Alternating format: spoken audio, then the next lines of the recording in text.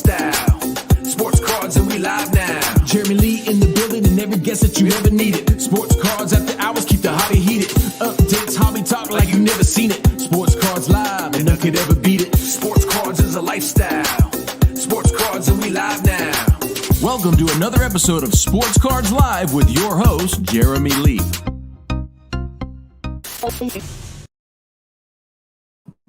All right. Hello and welcome everybody to episode number 141 of Sports Cards Live. It is Saturday night, May the 28th, 2022, and my name is Jeremy Lee. I do want to give thanks to Peter Iannicelli for joining us last Saturday. We had a great time with him, and from all the feedback I received, I know you all loved it too. Thank you very much for that. I want to let you all know tomorrow night on Collectible Live on this channel at 7 p.m. Eastern, my guest will be Doug Turner of the 615 Collector podcast. He has a great podcast, a real nice approach to the hobby, and I can't wait to talk to him tomorrow on Collectible Live. I would like to shout out the Center Stage app. Download the app in the App Store for quick comps, whether you are strolling through card shows or pricing cards if you are a vendor. The app is continuously improving, so join me in supporting these hobbypreneurs as they endeavor to make the hobby even better than it already is. And there is their IG on the ticker as well. I also want to let you guys know, pretty exciting, I want to introduce a new channel partner, Pristine Auction. PristineAuction.com is one of the most trusted sports memorabilia and collectibles auction sites. Auctions on PristineAuction.com start at just $1 every day, and there are thousands of autographed items available. They also sell thousands of sports cards, starting with no reserves in their weekly sports card auction. The auction runs from Sunday to Sunday and has everything from vintage to ultra modern, including raw and graded singles and wax. Head over to PristineAuction.com, and they are offering code SCL for $10 off your first purchase with them. There it is on the ticker. PristineAuction.com. I want to thank them for supporting the channel. There will be no show, everybody, next Saturday. I will be in Toronto at the Sport Card Expo. Can't wait to see you all there. Thursday night dinner at Jack Astor's. Come join us. Just talk to me at the show and I'll let you know where it is if you don't know already, but that's going to be a lot of fun. No show next week, but I have a pretty cool announcement here. I have a special show on Tuesday. This coming Tuesday, May the 31st, we will sit down with a gentleman by the name of Steve Cass. He is the founder and CEO of TAG, Technical Authentication and Grading, what I believe to be the truest automated grading system in the hobby.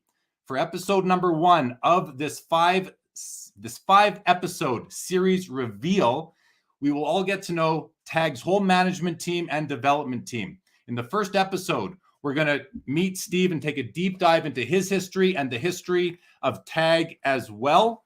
In episode number 2, which will be next Tuesday, June the 7th, right after the Sport Card Expo, we're going to dig into TAG's differentiators, including their grading scale, their slab, which blew my mind, among others. In episode number 3, on Saturday, June the 11th, we will see their digital image and grading report, their order management system, and their POP report.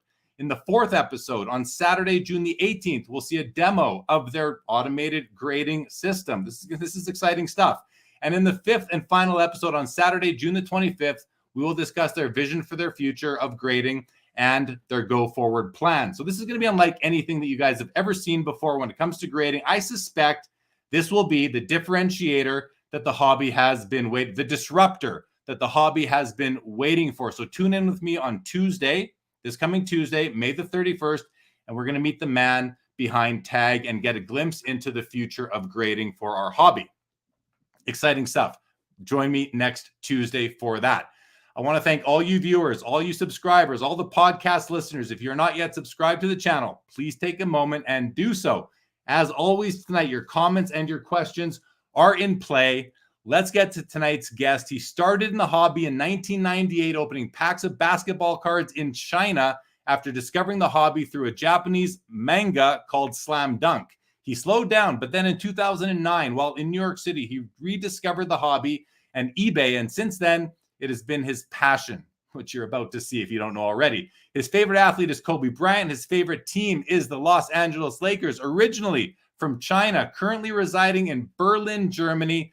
let's bring out the man known by one name, Spinotron. Welcome to Sports Cards Live. How are you doing this morning? Yeah, it's right now it's 4 a.m. Yeah, good morning, everyone. Good evening, in case some Germany fellows are watching. Yeah, Nice to be here. Thank you, Jeremy, for this opportunity. It's an honor to have you, Spino. I'm going to call you Spino. I think the hobby knows you as Spinotron, but we can call you Spino for short. Mm-hmm. And yeah, first of all, thanks for joining me. I know, what time are we starting? Is it 4 a.m. in where you are in Berlin? Right, 4 a.m. 4 a.m., okay, guys. Because of various auction houses ending, right? So this is no strange thing for me. No. So because of where you live, because you're not in North America, you are used to setting your alarm to wake up to really manage your hobby activities. Is that right? I mean, I think the hobby really is like around the clock, right? But I don't used to use alarm. It's okay. I woke up very early every day. Okay. Yeah. Well, I'm glad you didn't need an alarm, that you're here with us today. So, it's good to have you, Spino. Let's talk about your hobby history a little bit, because I follow you on Instagram. You have a very I'm going to say a detailed Instagram page. You post up a lot of pictures of cards. You post many cards together, and then you post up these very lengthy paragraphs, text of what it is that you love about the cards and how they're important. But let's go through your history a little bit and just talk about, again, from the beginning. How did Japanese manga, Slam Dunk, how did that lead you to basketball cards? Right. So I only came into contact with basketball through that manga. So I know the sports through that manga and find it very fascinating, because they always has a way to romanticize the sports, right, through the various stories, beautiful illustrations. So that led me to purchase my basketball, and I dribbled the whole afternoon, and that naturally led to me finding the NBA on TV.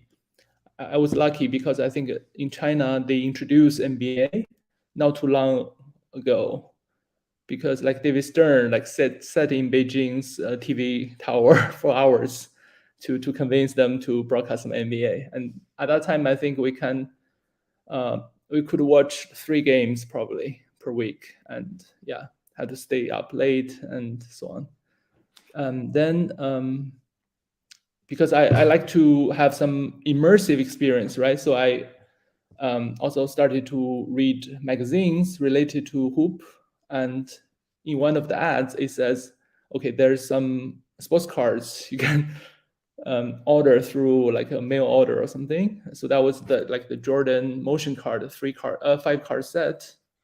You can order one, but you don't know which one you get. So I went through the lengthy process of make this happen, and the one I got was the Jordan's I think the shot over Elo, and that was, I was hoping to get the switched hand, but I didn't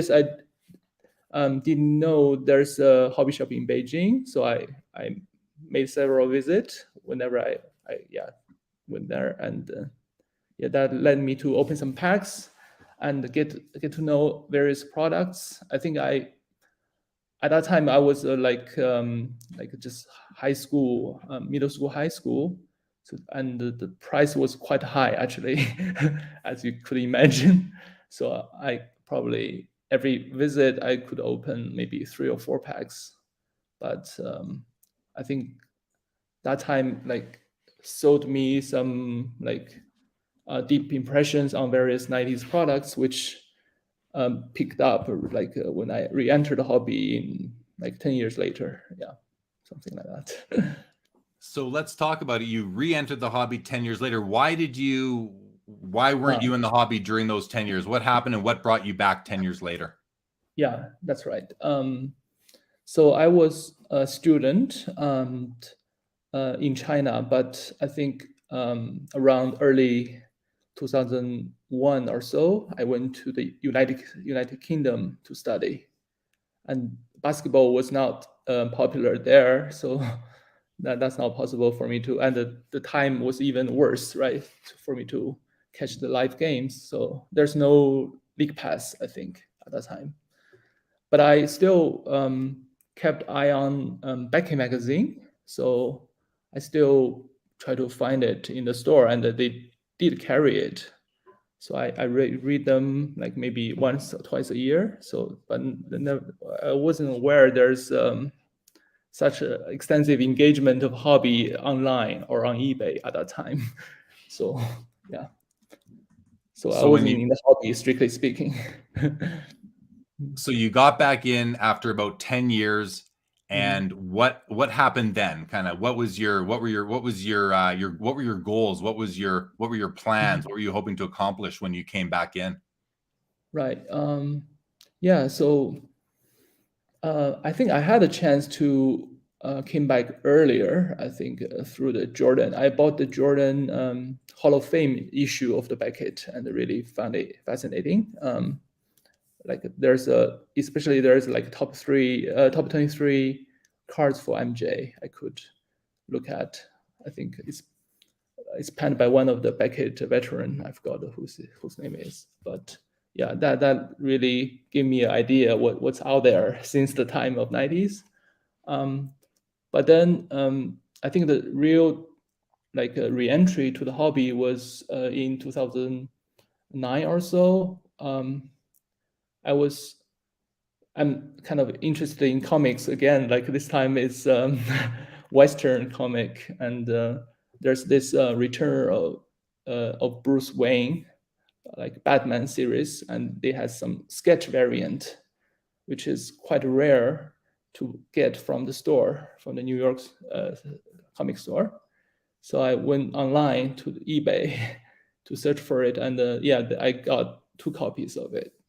And then the memory rushed back, like there was some maybe copy cards. I was curious and searched them on eBay, and yeah, so that started all basically. Yeah. Okay, so you got back in around 2009. Here we are, 2022. 13 years later, you've built up a reputation for yourself. You've got, I think, over 15,000 followers on Instagram. Speaking of with the community and all that, 2 weeks ago, I had another great collector on the show. I see his name in the chat, David Chow, Shanghai card collector. Oh, okay. And let's just get this out of the way, talking about David. And then we're going to go to the chat. We're going to go to the chat and welcome everybody, see who all is joining us. But without getting, well, we're going to get a little bit ahead of ourselves here, but tell me, how important was somebody like David Chow, and really himself in particular, how important was he to sort of fuel your re-engagement into the hobby in the early 2010s? I think I met David around 2012, maybe. So that was already a couple of years after I sort of developed my goals and taste. But I think his friendship and, of course, his PC help, it's like a very integral part of what I am today. Like especially, he provided several key cards for the chase of essential credentials, and we probably get to that in due time. But yeah, that's very important. And I think I try to help him a little bit when he tried to maybe try to think about whether to sell or hold or which card to pick up. We have extensive discussions about them until this day. So it's quite a nice hobby companionship, I would say, like a friendship. Yeah, it's always great when it happened to me one time, Spino, where I met a guy. I bought a card from somebody on eBay, and when the deal was done, when the auction ended, I reached out and I said, can we maybe meet up? Because I saw he was in Toronto and I was going to be flying there. And we met up at the Toronto airport. He came to the airport and delivered the card to me in person as I was on a layover, I think it was.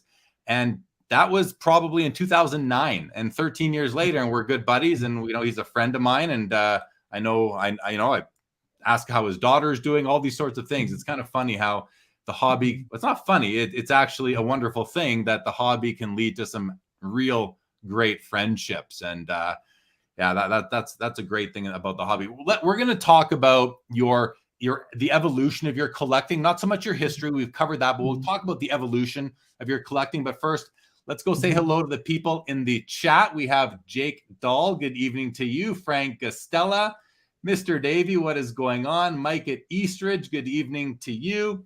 Hope to see all of you in chat at the Toronto Expo next week, as do I. Good evening, Jeremy M.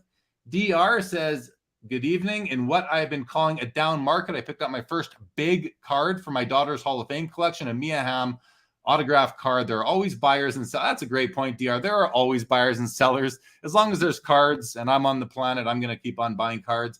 Jeff Hart, good evening to you. Glad to have you. Ronnie, what's going on? Jeff McMahon, good to see you. Steve Foley, what is up? Steve Foley of Trade Safe. Tag sounds interesting. Yes, if you missed the beginning of the show, I announced that on Tuesday, this coming Tuesday, I will be doing episode number 1 of a 5-episode series revealing what I think is the most advanced automated grading company in the hobby. They are called Tag, Technical Authentication and Grading. And we're going to have episode number 1, Meet the Founder, on Tuesday at 9 o'clock Eastern, Tuesday, May 31st. Fire Sports Cards, what is going on? There's David Chow, my card brother, the two persons I love the most. We love you too, David. We love you too. Dexflow says the revolution will be televised. If you're talking about me revealing Tag on the channel, then yes, it will be televised and it will be a revolution. I think it's going to be the disruptor that we've all been waiting for. Good evening, Lapper. JP, what's going on? And you're welcome. Albert Jones, hello. The Russian Rocket. He left the hobby several years ago, as far as I know. His name is Lee, and I don't know where he's at, but I knew him pretty well. He was a great guy. Michael Foley, what's going on? We got Dave Chow. I am humbled. I should have listened to all of your advice back in the day. He says, we can't look backwards, David. We can't look back. Sharp Sports Memorabilia, great to have you. Thanks for chiming in. James Fertitta, Joe Perot, Eric is in the house. Jordan Riker's in the house. Peter, what is going on? Latrell, Les Edwards, my guy, is here. What's going on? Chad Shipper and Foul 5-Ball. Welcome, everybody, again to the show. Spino, let's talk about, when you really started in the hobby, you were collecting high-grade rookies. Is that right? Yeah. That's right. Just better be, that's what you told me before. Speak to that a little bit. Yeah. So the reason of that is I only know certain cards, right, of Kobe, like Topps Chrome and those things. So that was the first thing I searched for, and I already have a very deep idea, like the rookie cards is the most collectible for the guys at that time. So, and obviously a little bit OCD and try to chase the highest qualities that led me to look up the highest grade. Back then, the Beckett was still a little bit more popular for the modern cards, so I try to collect highest grade possible, and that tend to be like BGS 10 and also the highest 9 or something, 5 or something. But then, so I get my hands on the top few cards, and then I gradually realized that obviously there's such a goal like a master set collector or something, but it's tend to be like certain cards are the key cards to get. Once you get those, the rest of it you can like feel any time of the day, right? So but I never really go to those, so I only chase the biggest card in highest grade, and once I got them, I moved down to more rare cards in this sense, like the super rare cards, and also I also try to learn as much as I can by reading through all the forums. Back then there were I think quite a few forums. Hobby Kings is the one of the most important for me, and also Blowout. So from them I developed kind of ranking, like which are the top 10 cards for Kobe Bryant. So I try to go out and find them. So that's basically an evolution already from, like, I would say quite readily available, but high grade cards to those super rare where you never see like cards. And yeah, I also had the same philosophy. You can always complete the rest later, and which I never do actually. But yeah. So it was because you were collecting Kobe Bryant that you went down that rabbit hole of looking for the real rare, the rarest of the rare cards, and that's what led you to discover the essential credentials. Is that correct? Right. Yeah. So at that time, I basically looking for like Jordan, Kobe, and LeBron, right? The rest cut of them all, and I think the Jordan had the most discussion on, and I already know there are like big three from 97, 98, like the PMG Green, Essential Credential now out of 9, and also the first game jersey auto. So those are the 3 big cards for the MJ to get. And so the Kobe also in 2 of the sets. So that's why the Kobe also on the radar. And I was also chasing LeBron rookie patch auto in Exquisite out of 99. But I was dead set on being like gem mint and also not bumped. So that's a too tough restriction, which prevented me ultimately to have one. So that I have nothing to show for that category. But for Jordan and Kobe, I think I got as much as I wanted. Basically, I was at the scene for each like big auction for those super rare cards. Either I make the attempt or fully aware it's going on, but because of timing, sometimes I have to like stand on the sidelines. But yeah, I was pretty much engaged in those high-end auctions. So, I mean, you're somebody who spends a lot of time researching the hobby, finding these cards, like first of all, putting together your want list of rare cards. And then you spend a lot of time searching for these, like the globe, searching the globe for these cards, putting out feelers, trying to find them. You know, it's a commitment. It's a passion. I want to know, what is it about acquiring rare cards that makes you want to do it? Like, what's the psychological situation for you? What is it about it that makes you want to acquire these rare cards? Is it Right. because you like the chase? Is it because you want to own what nobody else can own? Is it because you think they're going to go up in value? Or is it because they already are of value? Are you trying to build sets? Like, I really want to understand, what is it in your psychology that makes you want to own all these rare cards? Right. Yeah, because I think I really have a deep love for those cards. I find them really aesthetically pleasing and elegant. And I think back in the 90s, I would sit in front of like a computer with a modem, like a really slow connection, but I would go through like the Skybox Fleer website. So I already know like those things. I think it's more like nostalgia, and also in early days, I met some like friends or mentor online, and we had like almost daily email exchanges. I think that also shaped my passion and taste a little bit, because we just constantly update and like bounce ideas off each other. And also we were in different kind of areas, so there's no competition, but we can hear each other's thoughts. So I had 2 such mentors in the early days, one for 90s era and one for Exquisite.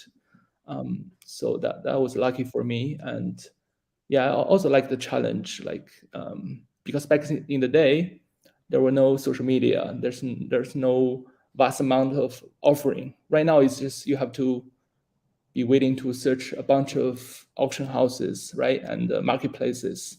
Back then, there was absolutely nothing for the high end at a given time. So you have to be methodical and patient, and you spend a lot of time online, because on forum there are hobbyists with lots of knowledge and sometimes have the car you need, but you have to talk to them and try to convince you are a good future owner for this card. Yeah, that is a big part of the collecting. Yeah.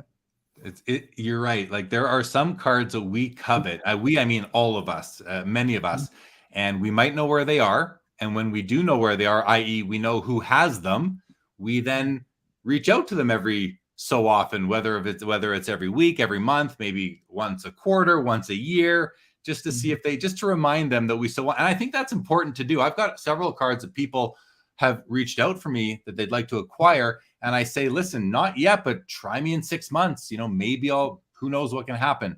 And it's good. I know some people specifically in the chat tonight that will almost, I don't want, it's not really this, but you almost want to bother somebody enough until they just want to sell you the card to get you off their back. So you stop contacting them, right?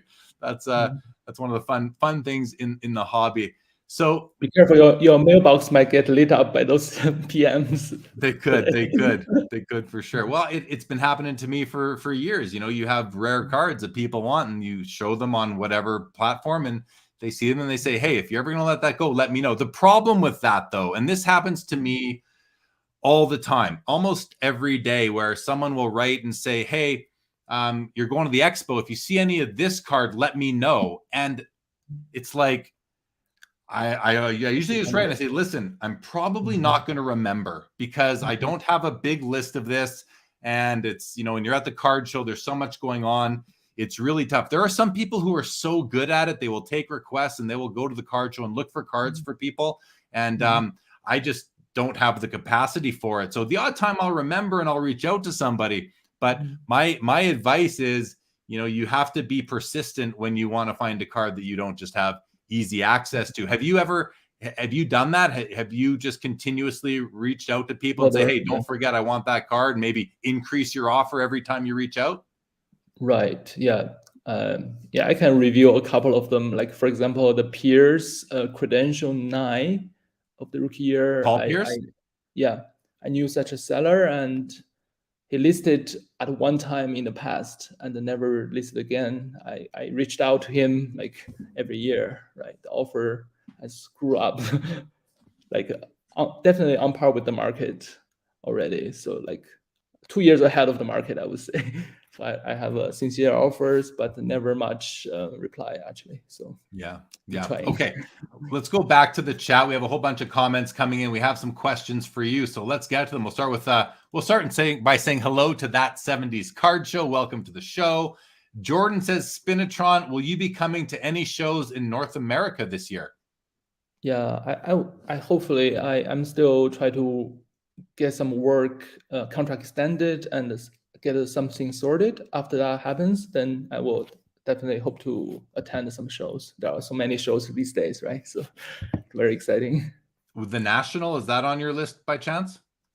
Yeah, the National will be difficult because I haven't been back to China for like 2.5 years. So I would like to visit, but that involves a lengthy quarantine time. So that make it very tough. But next year I will be there for sure. Yeah. At the National. Yeah. Okay.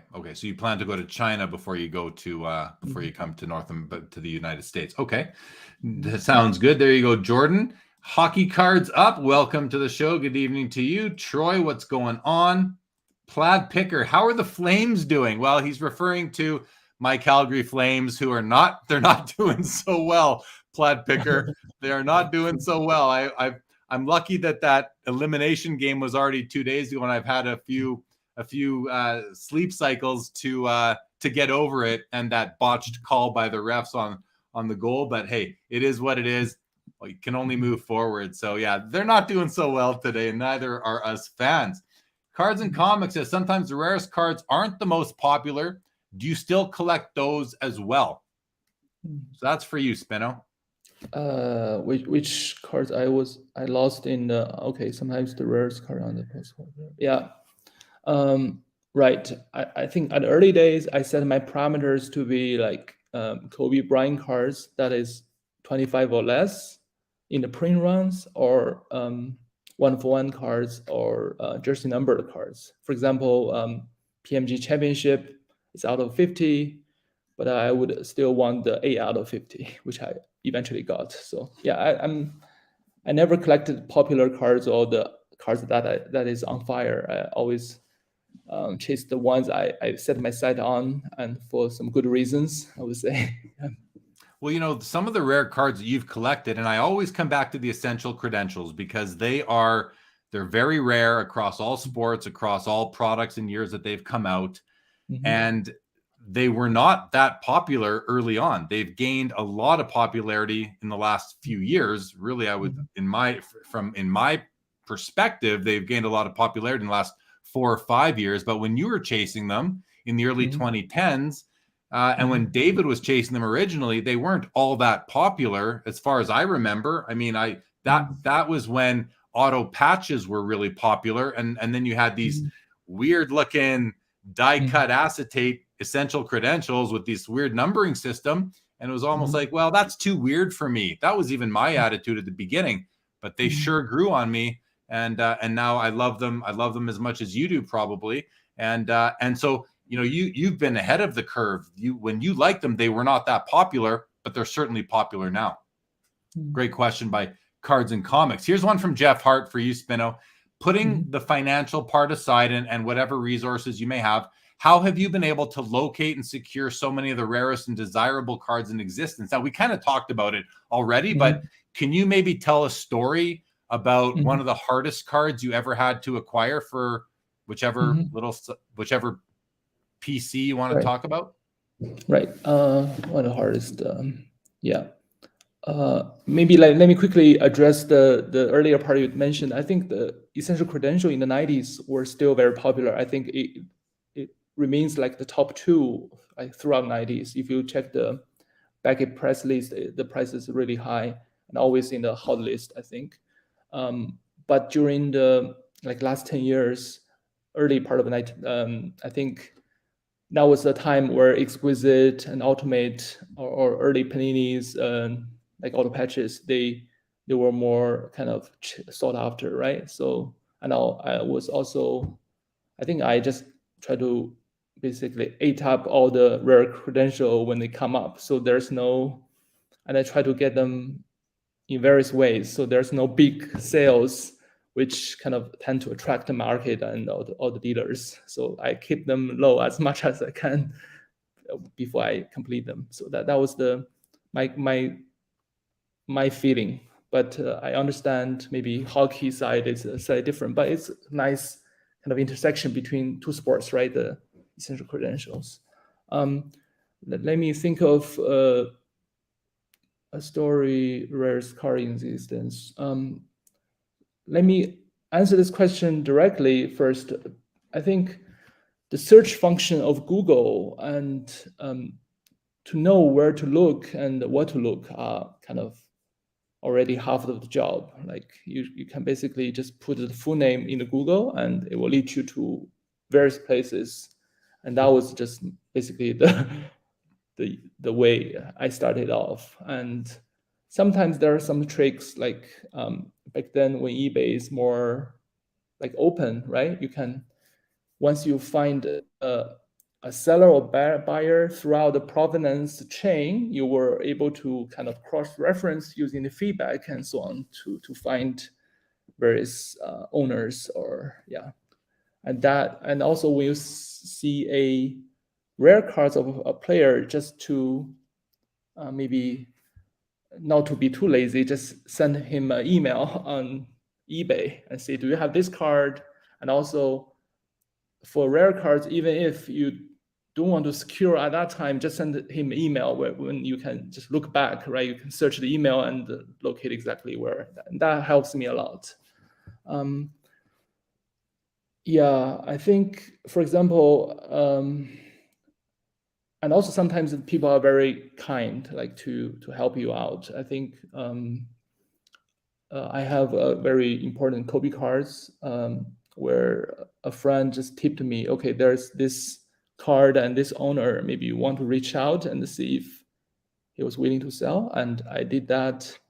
And that person was a huge Reggie Miller collector. And he already had the most, the most wanted cards already, only a few pieces missing. So he gave me the task, you just find those pieces and then you will get this Kobe. It's the Kobe 97-98 Flair Showcase Masterpiece Row 0. you could make a case that that could be the best Kobe 1-of-1 in the 90s or something. So that kind of asked me to become a Reggie Miller collector and also to search all those cards. Yeah, so that take 7 years for me to fulfill his wish list. Eventually did the transaction. 7 years. So I've heard stories like that before where, you know, someone has a card that you want and they'll say to you, listen, I'm not letting this go, but if you can find me my grail or this card I've been searching for and bring it to me, then I will trade you or we'll work a deal and I'll move you this card of mine that you want. I've heard stories like that before. I don't know that I've ever been involved in one of those, but I've heard those stories before. So aside from that, really, what just to summarize what you're saying, it's searching the internet, using Google search and just searching the internet, looking for cards you can find, relying on friends and your network, other hobby contacts to let you know that, hey, I saw this card. I get messages, DMs almost every day with people saying, here, look at this card. And you know, oftentimes it's like, hey, I have those same saved searches. I'm searching these things all the time. I've already seen it. I certainly appreciate it. I don't want people to stop doing it because you don't see everything, but it's very helpful. And, you know, whenever somebody sends you a card that you hadn't seen yet on eBay or whatever auction site, and you don't, you know, you weren't there, you didn't know about it, that could be very, very helpful because you might go and just hit the buy it now and make sure it's yours before someone else does that. So that's another really good. And then the other way, I don't even know if you mentioned that, but it's just the card is on eBay. The whole world knows about it. The whole hobby world knows about it. And then you just got to make the highest bid and then the card can be yours. And that brings into play some of the financial stuff. But if you can afford it, you go for it. So, all right, great question. Jeff Hart, good evening, Adam Holgate. I think this is Eli says, yeah, that's Eli says, good evening. Came across Spinotron's Instagram page a few weeks ago. Absolutely insane collection. Thanks for sharing with the world. See you. Yeah, we'll see you on Thursday, Eli, for sure. Friedman says, let's go Colorado Avalanche. I mean, listen, I'm a Flames fan and the Oilers are our biggest rival. Don't tell my local friends here, but like I want to see if McDavid wins the cup. And if you watch not early, but if you watch episodes from the, you know, kind of the fall, I was saying that this could be the year that McDavid wins the cup. He's good. He's good enough to do it. And well, they basically dismantled my team in 5 games. So I would love to see McDavid and the Oilers win the Stanley Cup. I think that would be good for the hobby, and I'll put the hobby ahead of my rivalry. Jahan, cards and comics, the most sold card is Griffey base. Okay, good to know. Jordan Riker says, have you ever done a deal with each other? I don't think we have. Spino, do you recall ever doing a deal with me? Maybe not, right? Because our community section so far, it's like a few rookie, hockey credentials maybe, but yeah, I don't chase them religiously, so maybe not yet. Maybe one of these days. Maybe, you never know.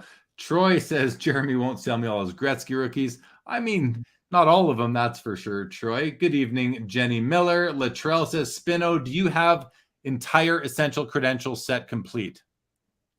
Right. For the basketball first year, 97, 98, now and the future set, I have both sets completed. Yeah, 3 years ago. The now and so for people who don't know what we're talking about, we've been talking about credentials, essential credentials. It's kind of the same thing. Credentials is just a short way of saying essential credentials, and these are rare. They're actually usually parallels of inserts. At least they were in 2012 in Fleer Retro, and they are die cut. They're die cut cardboard, like hollow foil cardboard, usually layered on top of a colored acetate. And there's a parallel set. There's the essential credentials now and the essential credentials future, and they have like opposite numbering. So if one, usually there's 43 or say 42 cards in the set. So card number 1 will be the now will be a 1 of 1, but that player's parallel future will be out of 42. And then whoever's got the out of 2 will have the other one being out of 41, and so on until you get to the cards out of 21 and 20 sort of thing. So that's what we're talking about. They're very rare. Vintage Card Collector wants to know, how far are you with the football set, Spino? Football, I take it as American football because I don't think soccer is in credential yet. But yeah, The football is a different story. I think my emphasis is always the first year and maybe the second year sometimes. Football set was a small set, but somehow they show up much kind of like much scarce. You couldn't see in them often. I had some key cards, but yeah, that was not possible like anytime soon, I would say. Yeah, maybe I think one measure is 20 print run or less. That's kind of how much completion you have in that area. That's basically indicate how realistic is your goal. For football, I would say maybe 25%. So that's very far from completion, I would say. Yeah, you're right. These cards that are out of 20, even the ones out of 10 and less, and never mind the 101s, the out of 2s, out of 3s, 4s, 5s. These are very tough. It can be almost impossible to complete some of these sets. What's up going on, Skeppy? Good to see ya. Joe Perot says, for Kobe serial numbered cards, Spino, do you prioritize number 8 over 24? And for LeBron, 6 over 23? Or do you like both? Just curious if you like the earlier jersey number or if it's all the same for you. Okay. For me, I always choose the true jersey number, which means the serial number has to match the picture, right? Picture that is depicted on the front of the card. Sometimes the jersey number is not visible. For example, 2006 credential Kobe. There's a dunk photo where you cannot see the jersey number, but then I would try to photo match and locate the picture from the Getty image, and I would know which jersey number. Yeah, I think the jersey number for that card is 8. So yeah, I would chase 8 instead of 24. Yeah.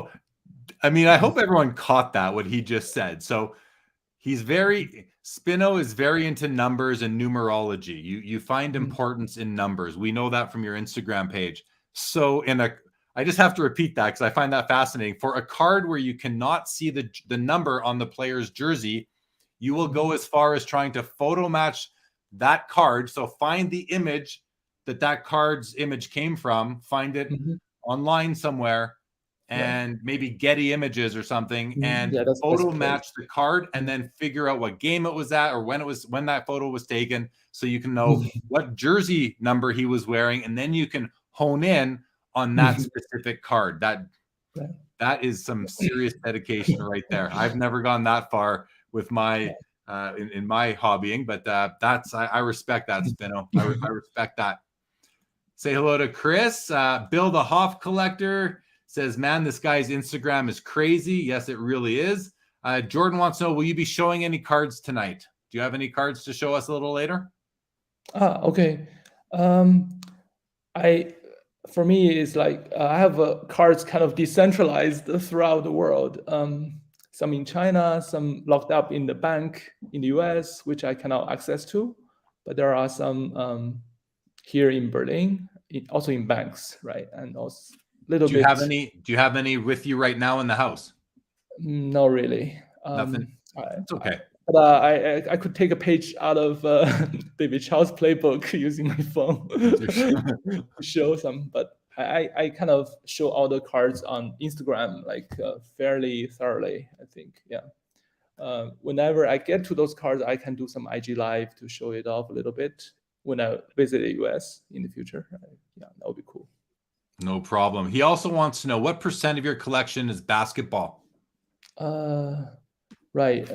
If this question was asked maybe 4 years ago, it would be mostly basketball. But right now, I kind of diversified into football a bit, because football, the broadcast time on Sunday it's normal hours, so I could catch the game. And once I watched the game regularly, it kind of got me curious to look into what cards those guys have, and that led to a big football outgrowth of my PC. Yeah, so I would say maybe 40 and 60 and 40 in football. Yeah. And I know you've dabbled in hockey a little bit as well, so we can 5 cards. Yes. Of course, I love to hear, for sure. Sharp Sports Memorabilia says, McDavid winning the cup will be huge for the hockey card market. It's the only name American influencers know. Yeah, I think it's definitely one of the few names they know. I think there's a couple more, but as far as young players today, everybody knows about Connor McDavid. This Facebook user, have Matthews Cup RPAs going down in price? I'm not sure. Patrick Gaskell, just to be precise, there are Skybox EX 2000 credential cards that are not essential credentials. Yeah, those are the kind of what the essential credentials are parallels of. I said kind of earlier that essential credentials are parallels of other inserts, and yeah, they're going deep down the parallel ladder. Right. I think because I think they have the same designer, which is Arena Design, right? And we know now, and so they release certain products throughout the sports in the calendar year. So it depends which come first, and the later years tend to be a little bit evolution or kind of souped up version, right? I think basketball came out first, so they only have, for this EX 2000, they only have credential out of 499. But then for football and baseball that came out, I think in the same year, but slightly later, they have essential credential in a year already. I think baseball is out of 100 and football is out of 99, something like that, which is more kind of fancier looking foil on the front with a lot of stars and so on. So if you describe for football and baseball, the first ever essential credential you have to add with this numbering system, that's kind of put it back like 97, 98, like the real credential thing. I'm trying to find, I know I have an image of one of the, when you talked about this here, this card here, this is an essential credentials, Emmett Smith. Yeah. So that you were talking about, right? That is like the Kobe credentials rookie year. That's right, but it's a more fancy version of it. But there's also a regular version, similar as Kobe. Yeah, this card is numbered out of 100, so it didn't have that weird sort of staggered grading that we see in the more recent essential credentials. David Chow says, I tried hard getting him into hockey. He is probably annoyed by now. He also says, I can vouch for this dude. He's one of the smartest math scientists I've ever met in my life, and please don't get him going. Don't let him get going after any cards you have. He hunts you down. Too good.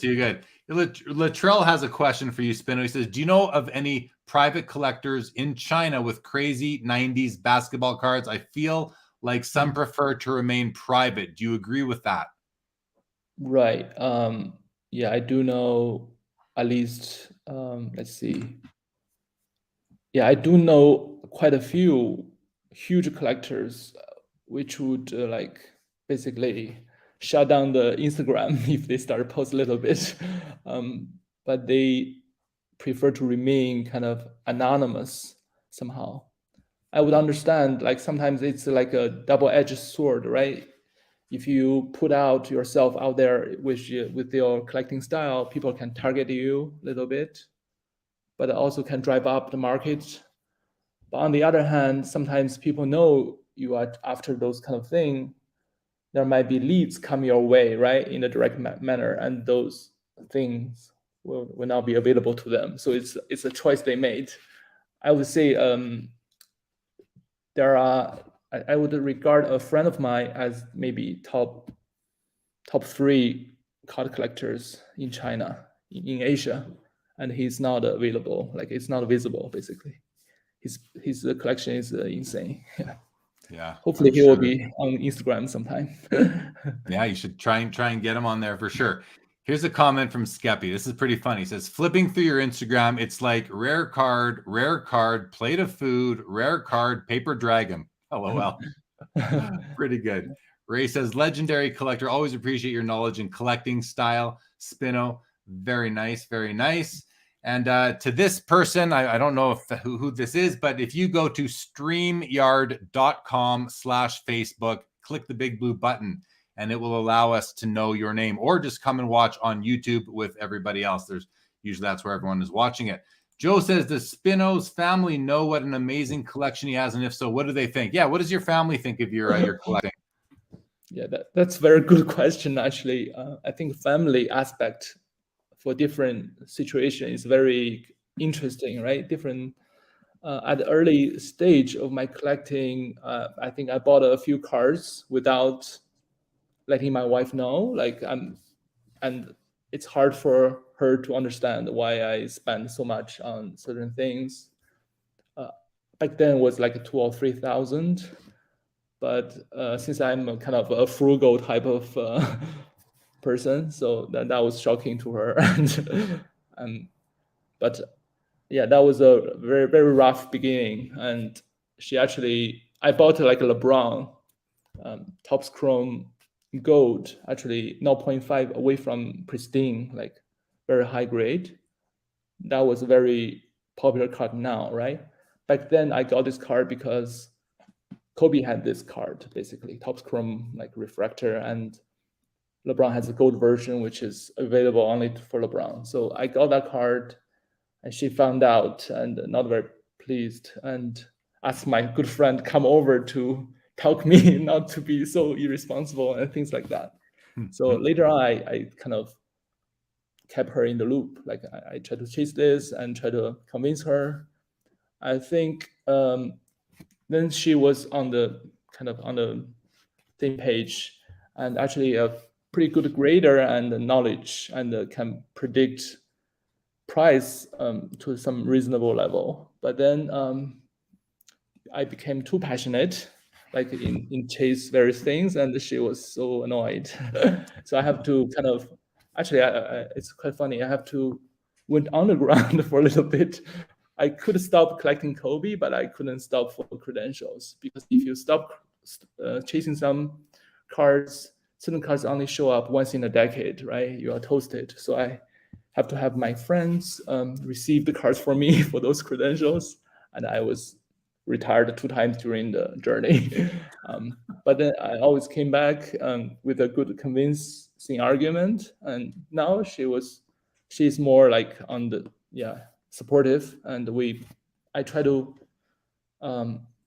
break some boxes together with her, and she likes those. So that kind of got her into it more. Yeah, she knows some of the values of the cards are like very high and a good investment from her angle, because she can appreciate those cards, but also a good investment, right? From outsiders' viewpoint. Back then, she would like to have kind of purses or some other things. Right now, if I offered to buy some nice thing for her, and she says, maybe just buy your cards or something.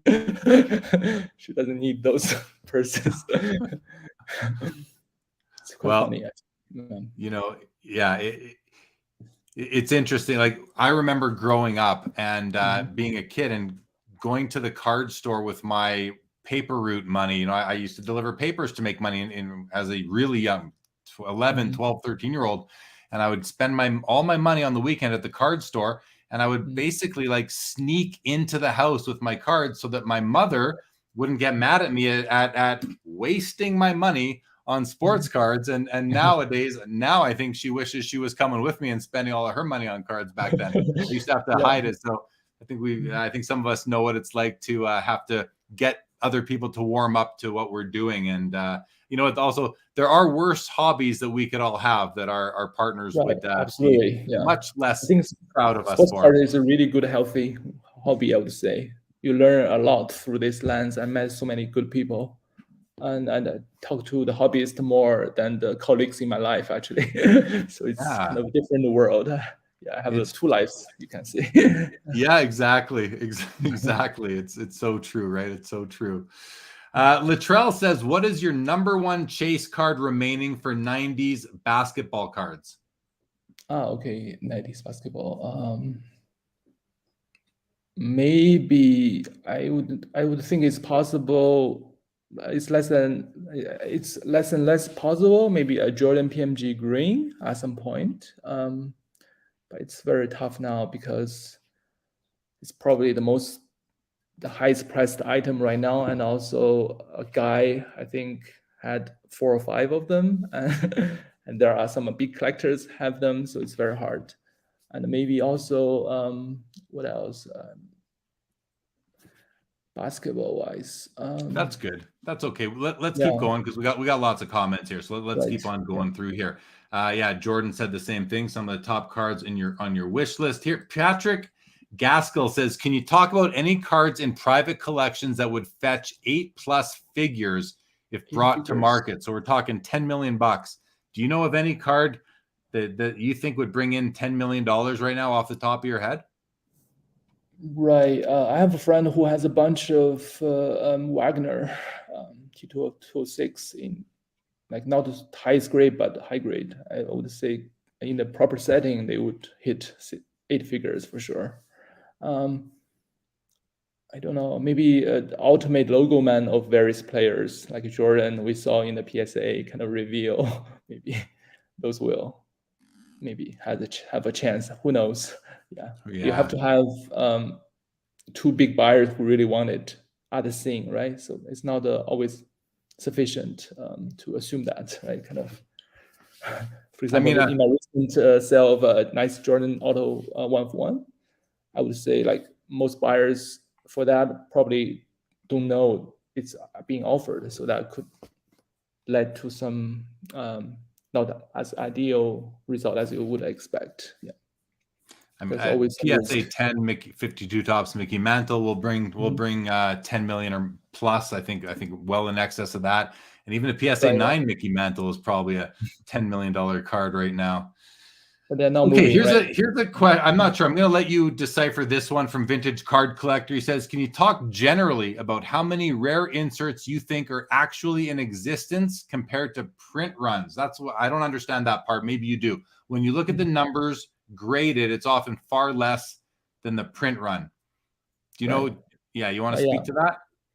So he's probably mentioning about so when you see the serial number, for example, out of 50, but throughout last 10 years, you only see, if it's not a Jordan, right? Jordan is more like visible. If it's another guy, probably you only see like 2 or 3 times. You would expect maybe most of them are throwaway or gone, but I think they are there basically. Not everyone is grading them to make them show up on a pop report. Grading was a more like recent phenomena, I would say, like try to maximize or make things less in dispute. I would expect, because there's also hobbyists who has rare cards, forgot about them, or in the storage locker untended for, right? So the real things in circulation, I would expect maybe 1/3 of them, maybe, if the guy is popular. Yeah. For example, the Mutombo Credential Future out of 32, there's only 1 sale in the last like 14 years. And I had one, which I dig through the Japanese kind of blog, I found one, but there was one offered on eBay, it's instantly bought. I wish I acted a little faster, but I know who got it and showed to me like later. Yeah. So now you can at least try and extract it from him down the road at some point. Couple of funny DR says, so the best advice I hear is don't tell my wife what I spend on cards. Yeah, maybe. Lee Haskins, I buy a card, it's about $1,000, and when I get it, I tell my wife it's about $250. I hope she's not watching right now, Lee. Very, very good one. Rodman Martinez in the Rodman. I wore the Rodman's PC baseball cap today when I was out walking with my daughter. Just had to let you know. Glad to be here watching 2 great hobbyists, and glad to have you here as always, Rodman. Brendan Ryan says, Spinotron, have you ever considered the leap from collector to creator and designing a card set? Is that something you'd like to do? Yeah, if there's such an opportunity, I would like to definitely be part of the design. But I'm not sure my artistic kind of or my photo kind of shop expertise is up for that. But I would definitely explain what I'm looking for certain things, and they can probably make it better than already is. I think those designers are so underappreciated. I think the amount of stuff they have to put out year after year with such little time in between, I think it's insane. And those, after so many years, you look back on, it's so classic, right? It's so like timeless somehow. Yeah, agree. Yeah.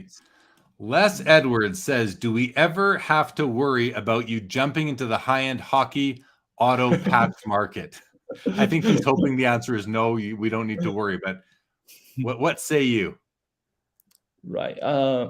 Yeah, I don't know. Already have my kind of wish list kind of full up, and I have to attack each of them because I have my goal and kind of leads way long. I have to attack each before I move on to a new thing.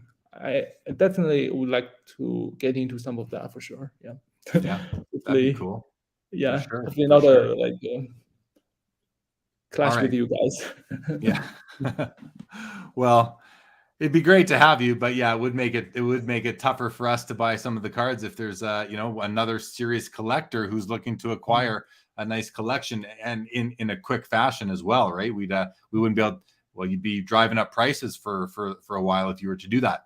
Dave Bolaton says 8-figure cards, high grade Wagner, PSA 10 52 tops mantle. Otherwise, it has to be a bidding war for another card to hit 8 figures today. I mean, maybe there's a logo man or a shield or a something out there that would get there, or a really rare, high grade, important vintage Hall of Famer, something like that. But 10 million is a lot of money, but I think it's coming eventually. Skeppy says, if you could add a value aspect to a card that you haven't seen yet, what would it be? Basically, what hasn't been made on a card before that you'd like to have? Can you think of anything? I mean, I think the companies have been pretty innovative over the past several years, putting just about anything and everything into cards. Is there something that you've thought of that you haven't seen yet? Yeah, this is an extremely good question. Yeah, I think there's definitely areas that has not been touched yet, right? I don't know, like, for example, people are doing digital cards now, like the NFTs, and for those, the signature tends to be a facsimile signature, right? They could do a digitally signed, and the patch is like just a picture printed off, and that there should be some way to allocate a grade of patch in the real life in a museum or something like that. It's not done yet. But for the actual physical card, I think there are certain combination of players, for example, logo auto or something it's not available yet. Maybe something like that. For example, Kobe Shaq logo auto would be nice, right? If they made it somehow back then. It would be But for there are sure. many such things I couldn't think of on top of my head. There are definitely lots of things that hasn't been tried yet. Yeah. Okay, well, that's good to know that there's lots of things that haven't been tried yet. That means there's more innovation to come. Okay, yeah, Adam Holgate says, Spino calling another collection insane. Yikes, must be pretty crazy. Dave says lots of cards are sitting in closets at home, like basically undiscovered. I think a lot of 90s stuff is probably still undiscovered. Peep says, a question for you, Spino. What is your most valuable non-serial number card? Oh, non-serial numbered. Okay. Yeah, so that by definition kind of narrowed down the candidates to maybe a single digit non-serial numbered card. Right. What I have is not the most valuable on the market, but I have something called 2004 and 5 Immaculate of Kobe. It's not an immaculate collection, but it's kind of short print. It's like a 1 per case, but the checklist, the set is like 300 cards, so it's extremely hard to find. Only 3 graded from PSA and BGS.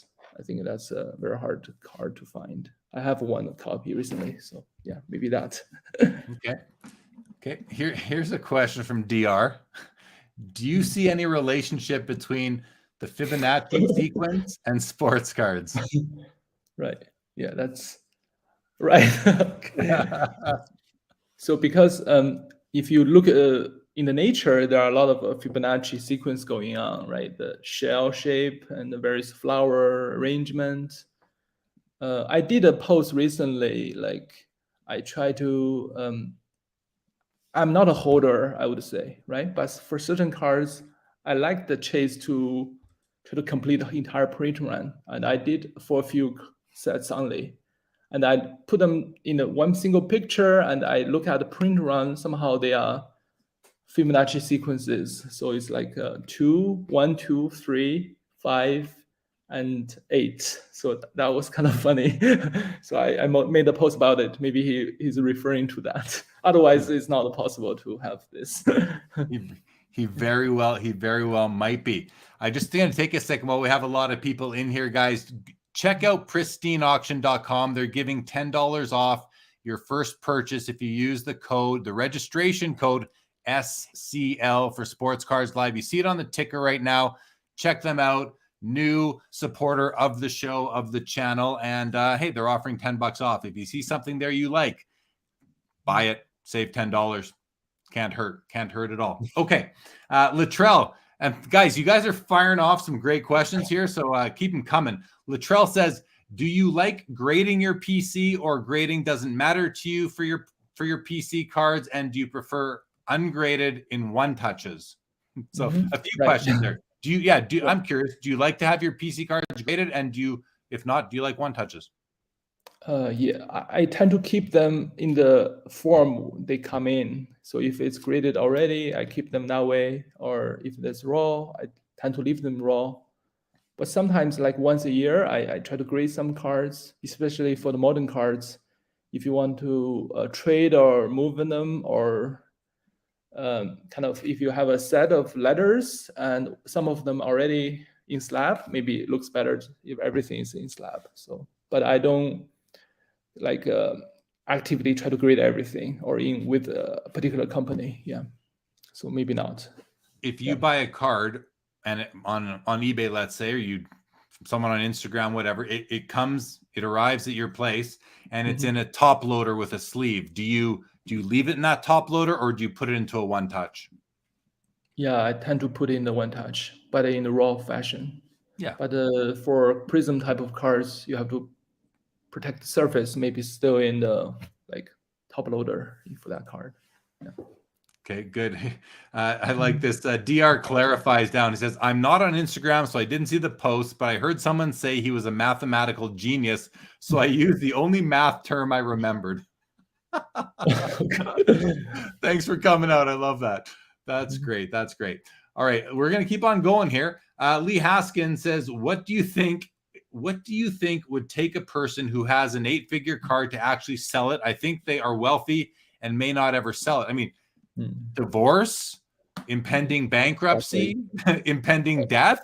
Right. There's a few things I think that could do it, or just the fact that you bought the card for $1,000 or $10,000 or $100,000, and now it's worth $10 million. I mean, it's a lot of profit to realize, to lock in. So do you have any different answer to that you can think of? I think that you covered everything basically. I think for either you're getting extremely early and want to change your lifestyle, or but sometimes you have to really wait for the person to kind of pass away in some sense to be able to get some cards. For example, I was chasing at the very start, I already aware of Exquisite. Like first few years, there was such a big towering collector, basically getting everything, right? Like the master set collector. So the card I won most, like the auto patch 1/1 of Kobe in the first year, the base parallel. He had that many years ago, so I had no chance to compete because I wasn't around. And I was just hoping to outlast him to be able to get it. But somehow one day, he kind of get bored with his collection, or maybe economy hits for his company or something. I don't know. So he sold everything. That's why we see 2 years of worth of top Exquisite in the golden auction in the last 2 years. Yeah, that's from him. Yeah, I managed to get a Kobe. So yeah, nice. And he's still well, I would say. So that's good for him. Yeah. Is that the one that's known as the Puerto Rico collection? Right. Yeah. Jim Taubenfeld. Yeah. He's on the board of Hall of Fame. Yeah. Okay. Yeah. I wasn't familiar with his name, but I've definitely heard of this collection. And when Golden had a bunch of those cards, that was all the talk for sure. Jim, do you collect any soccer and non-sport? Right, a little bit, very tiny. Yeah, I collect a little bit first year Immaculate for the soccer. So I have number pieces for Messi and Ronaldo, but not too much. Yeah. Okay, good. What's up, Baz? Baseball card curmudgeon. Good to see you. Thanks for joining the show. DR, talking about things in cards. He says the historic autograph card set with the U.S. presidents, they have hair strands in the cards. It is wild to think that a card can have a strand of Abraham Lincoln hair. Yeah, seen those before. In hockey, you have fights on the ice. Why not get a bloody tooth put inside a card? I mean, I guess you can't. I guess biology, there might be some issues there, DK and stuff like that. But Rick Bowman says something on a card with what about some hair? Something on a card, what about some hair would be, well, there you go. Just that was just mentioned. And it's actually even happened. Who'd have thunk it, right? Who would have thunk that it could have happened? But it has. Right. Yeah. Here we go. Skeppy, some of the cards you're after are likely still in sealed wax. Have you ever thought about which card you'd like to pull rather than find? And I'm going to add to that, have you ever opened up product just to find a card that you're looking for? Right. I did. I definitely try to open a few representative products from every year, just like to get my wife kind of involved in the hobby a little bit, as I mentioned earlier. And also, before the Grand Hill Essential Credential 1 of 1 showed up, there's absolutely zero trace for that card. I did try to pull it from opening some boxes. I think I opened 8 boxes or so for the EX 2001 credential, the hobby box. But I put 0 credentials, let alone Hill 1 So it's very tough to pull. Yeah. Here's a great question from Dexlo. He says, Spinotron, how did you come up with your name? And are you in any way related to Megatron or Galvatron? Right, that's a very good question. I think from the sound of it, it's kind of like a machine, right? Sometimes Instagram think I'm a machine, so they restrict my ability to comment. I think the original source for that term is I was very interested into some computing called quantum computing. So it's like a part of physics. They use some notion from there to increase the computing power dramatically. Like there's some thing called a Schrodinger's cat, right? Like the cat can live and die or somewhere in between, like something like that. So you have a bit which is somewhere in between and to increase the computing power dramatically. But that was just a fantasy for now. But this Spinotron is like a term referred to one of the bit that is kind of in the position of 2 states, kind of either the cat is live or death, but there's somewhere in between. So Spinotron is a bit in that kind of a context. I like it, so I take it from there. So if you search that on the literature, you'll find something in computing. Interesting. Yeah. Interesting, confusing, high level, but good stuff. But good the stuff. tongue is actually a very popular name now. Like for example, like Justin Sun Chuang, like one of the big crypto guy in China. He also have a Chuang to end his name. But I did it like maybe half a decade before him. So it was so it's kind of cool. Right on. Say hello to Fox Gamer. Yo to you, yo to you. Jeff Hart, what do you feel is the most important card that has not been seen or discovered yet? Does anything come to mind quickly? Okay, so you mean a particular card, right? Like not visible. Maybe the LeBron vertical logo man rookie. It's not seen yet. I think the picture surfaced might be advertised picture, not the actual card. Yeah. There you go. There you go. Thank you to Rick Bowman. Appreciate that. Latrell says, do you ever see yourself selling the collection or will it be for your kids one day? Good question. Yeah, I think what's the plan? If you guys follow me on Instagram, I've been selling sometimes, right, from time to time, but only in a moderate amount. Sometimes just to have fund the further bigger purchase, or sometimes you just want to see the market, right? If something hasn't been sold for a long time and there's no reference for anybody in the set, so it's sometimes you have to sacrifice yourself to help others in some sense. But the key cards and the most important things, I think I like to keep as long as I can. Yeah. Well, You can Kellen never throws keep- out the Luca Prism Black 1/1. I mean, if that hasn't been pulled yet, that's a monster card for Right. sure. No, yeah, no doubt about that at all. Back to that comment. James, and this is interesting. It's timely. What are your thoughts on? I think we're talking about the LeBron James triple logo man that was recently pulled out of Flawless, with 3 separate LeBron logo men, one from each of the teams he's played for. What were your thoughts on that card? What do you think?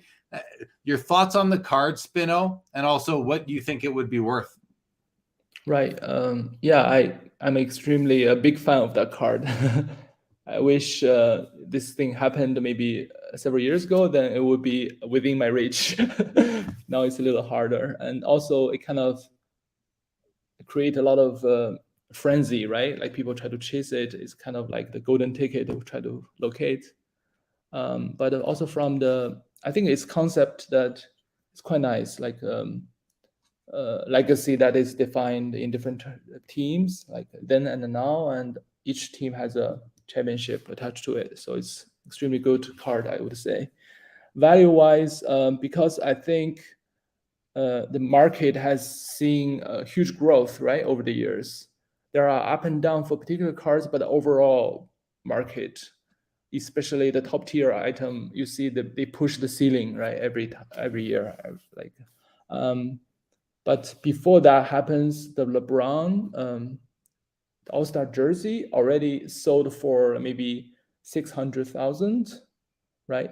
That was like maybe 2020 or something. So prices now could be even higher. But those are like from his game worn jersey, I would say around that ballpark. So for 3 pieces of a logo man, you're already looking at the cost of maybe 1.5 million or something. I don't know. But recently there are some LeBron finals jersey doesn't sell that high. But yeah, I mean, the cost is already high. I think Panini must have them in stock for a long time, right? They throw them onto a card. Definitely not acquired recently from the secondary. So from that perspective, I would put the card well above $1 million, just because, the item it takes to produce it, somehow. Sort of off topic, but I just thought of this. I wanted to ask you, when it comes to serial numbers on cards, do you have a favorite serial number? Like if it's out of 100, is there a number out of 100 that is your favorite, that you'll buy any card that has it, or you'll wait for that particular number? Right. And if so, what is it? Yeah, that's a great question. I think for the serial collector, every person tend to have such a number. For me, it's like number 5, because it's Kobe's ring count, but number 5 is already way before this. It was the number attached to me when I was a student, like number 5 in the class, somehow ranked. And also it's kind of number 5 is also possible for almost all the serial numbered cards, right? You have out of 10, out of 5, it's always there. Yeah. If you're looking for like higher, it's not possible. Yeah. Card Shop Dad says, what's the best card you've ever pulled? Okay. I pulled a card. I pulled because my luck is not so great, combined with my volume of breaking is not so huge. But actually, the first card I pulled back in 90s is quite good. It's like the Vince Carter Titanium out of 40, the rookie card. Molten Metal. Yeah, I think that card was a big card back then. Still a nice card now. That would kind of set me like, because my cousin at the time said, okay, you can sell it to the shop owner and get more packs maybe. But I said, no chance. I'll keep the card. I'll keep the card for sure. Yeah. All right, here. Eric says, we had a Schrodinger's cat reference tonight. What show is this? Am I in the right place? Yes, you are, Eric. Yes, you are. Jordan Hagedorn, good to see you, brother. Been a long time. Says, beyond Spinotron's amazing collection, he is also just a kind and cool person. He is great for the hobby. Need more hobbyists like you. brother. Much love. Very nice, Jordan. Good to see you, and hope to see you in Atlantic City at the end of July. Lee Haskins, do you collect any vintage cards? Do you own any? No, yeah. For me, I kind of appreciate people like vintage card because the card itself is like a piece of history, right? You look at it, it's kind of just very iconic without seeing much. And also, I try to visit the Met Museum to see this Wagner from the guy who come up with the name T206. That's his card glued to an album, which donated to Met Museum and displayed there. But they always rotate the exhibition. I never managed to see it there. So I definitely appreciate the vintage, but I don't know. I don't own anything as of now. Yeah. Fair enough. Fair enough. We'll do this quickly, DR. I don't mind at all. Actually, he says, I know we don't usually talk about NFTs, but I think it would be wise to hear what Spinotron thinks of them, or not. It's your show. Obviously, we're going to do that. Your general thoughts on NFTs, are they interesting to you? Do you see them intersecting with the hobby? What are your thoughts, Spino? Right. Yeah. Right. Very quickly, I think the blue chip NFT are very short list, right? If you think of it as an investment, you have to be extremely selective. There are only a few names out there, but I think he's mentioning about the sports NFT, like the Panini and also other company they try to do. I think they are quite interesting. Yeah, without getting too much details, I think that they have various upside. Like sometimes they release a little bit ahead of time before the physical cards. For example, the Prism is already available like in the Christmas time, but it's just recently hit the shelf, right? Physically. So you already know from a different market which player is good and how to chase them, how to search for them. It can prepare you for this. And also, there are certain configuration of cards that is not available from the usual products. For example, Prism with the shield or auto with the logo man is not available. So you have to go there to get those. So I welcome any innovation in the hobby. I think it could potentially, bring it more kind of functionality to the hobby. Yeah. Okay, there you go, DR. Jordan Reichard says, do you ever enter into breaks? Yeah, I did a few times, but I only when I feel like it. It's not a kind of a habit or something, but it's fun once in a while. Yeah. Once in a while. Mm-hmm. And Rodman wants to know, which was the biggest draft bust you got behind and purchased cards of out of the gate? Oh, okay. Yeah, I'm not a prospecting guy, so I don't like really buy them, like hoard them before they materialize into anything, and then look back and say, oh, what a waste of money. Like that. Maybe I don't know. Yeah, I did buy quite a few Lakers rookies because as a Laker collector, you are kind of have very high hopes, right? They developing something. I was on like Ingram, Lonzo, and Kuzma. I definitely have some very nice cards. I never imagined LeBron would came over and because he is kind of toxic to the kind of draft capital, right? I think, yeah. Once they are out of Lakers, they all developed into some good players, but they are like appeal just not there for the collectors out of Lakers franchise, right? Yeah. So I would say that was a kind of my fair share of bust experience. Got it. Okay, good. Lee Haskins says, I'm a hockey guy. I know Jeremy is. Does Spinotron own any big hockey cards? Well, why don't you talk about the one that you did just buy, a pretty big hockey card? I watched that auction ending and I was like, I wonder who bought that card, and now I know it's you. But why don't you talk about that card and any others that you have? Yeah, I before this show, right, I showed the latest post on the Instagram. Basically, that's all the extent of my hockey collection, just to pay a homage to you and David. And on the first slide, it was that Kreider credential future rookie, right? 1-of-1. I think, this one. That right there. Yeah, I think it's surreal to see this card offered live. Basically, I'm just showing the one of the deja vu. just showing the 1-of-1 stamp. I know it's hard to see, but there it is.